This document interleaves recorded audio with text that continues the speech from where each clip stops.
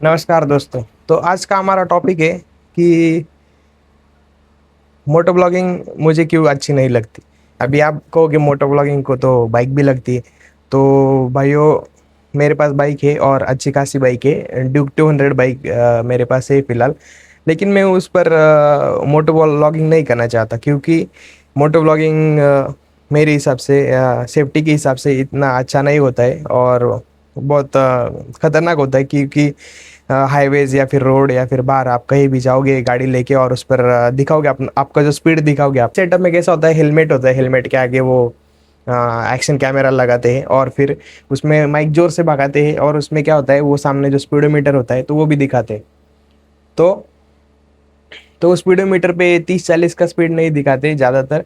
ज़्यादा व्यूज़ लाने के लिए लड़के लोग क्या करते हैं, उस पे 80, 90, 100, 120, 130 या फिर ड्रैग रेस लगाते हैं, फिर 120, 125 की स्पीड पे लेके जाते हैं।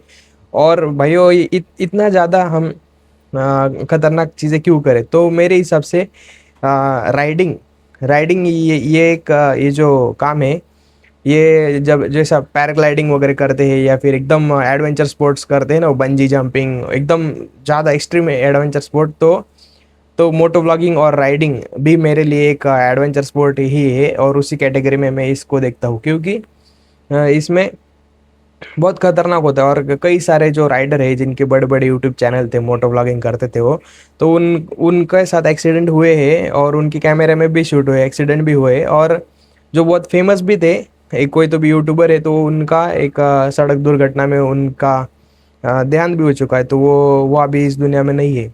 तो इसलिए भाइयों, आप अलग प्रकार के भी ब्लॉग बना सकते हैं। सोबर ड्राइविंग भी कर सकते हैं हम, या 30, 40, 50, 60 की स्पीड पे चलाए, कहीं जाए या किसी से बात करे। सपोज आप टूरिस्ट टूरिस्ट के जैसे बाइक लेके जाओ और नॉर्मल स्पीड से चलाओ, और सपोज रास्ते के किनारे कहीं रुक गए या फिर चाय पकौड़े खा लिए, वहाँ वहाँ का ब्लॉग बना लिया, तो वो भी चल जाएंगे ना यूट्यूब पे। ऐसा थोड़ी कि 100 के ऊपर स्पीड चाहिए और फिर तभी आपको ब्लॉग मिलेंगे। तो मेरे हिसाब से ये सही चीज़ नहीं है, और इसीलिए मुझे मोटो ब्लॉगिंग करने का कोई शौक नहीं। और मैं तो एकदम एकदम ज़्यादा सोबर ड्राइवर हूँ मैं। मेरी ड्यूक हो रहते हुए भी, 200 रहते हुए भी मैं 60 के ऊपर गाड़ी नहीं मुझे मतलब मुझे स्वयं से ऐसा इच्छा नहीं होती कि मैं बहुत ज़्यादा तेज़ भगाऊँ। क्योंकि अभी मेरी अभी फैमिली भी है, तो मुझे देखना पड़ता है, अगर मैं नहीं रहूँगा तो मेरे फैमिली में और कौन रहेगा।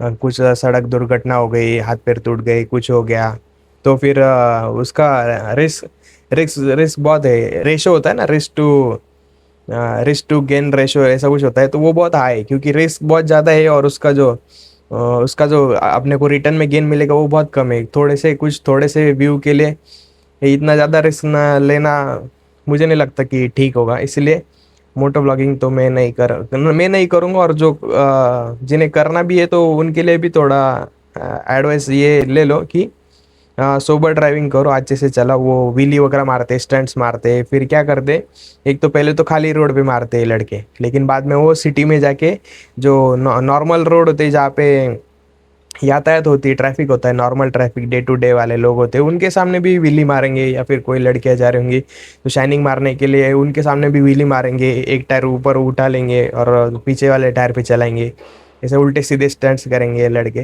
तो फिर ये मुझे अच्छा नहीं लगता, ये छपरी छपरीपना लगता है मुझे। तो फिर मिलते हैं अगले व्लॉग में, तब तक के लिए बने रहिए।